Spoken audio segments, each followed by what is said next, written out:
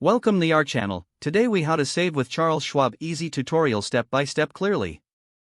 To start saving with Charles Schwab, visit their website at schwab.com. Create an account if you don't have one already.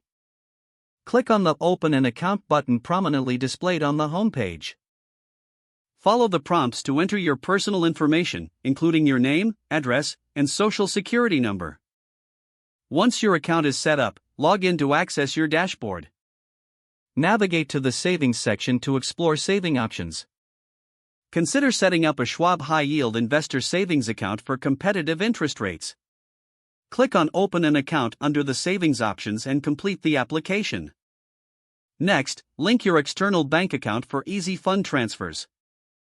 In your dashboard, select Transfers to move money from your linked account to your Schwab savings account. Now, automate your savings by setting up recurring transfers. Choose the amount and frequency that suits your budget.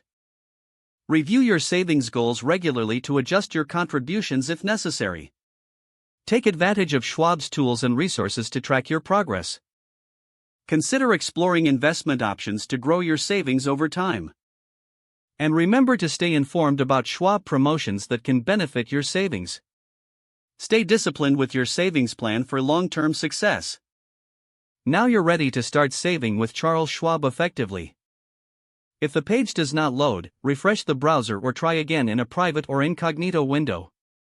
Make sure you are using the correct email address, then retype it carefully to avoid small typos. If your password is not accepted, use the reset option and create a new strong password you can remember.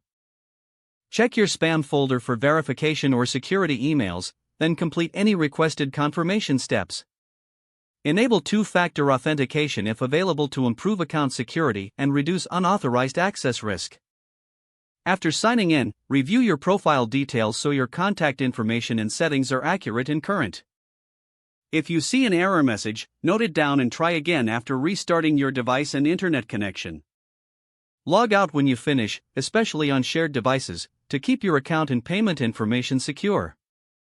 If the page does not load, refresh the browser or try again in a private or incognito window. Make sure you are using the correct email address, then retype it carefully to avoid small typos. Don't forget to like this video and subscribe to our channel for more step-by-step tech guides.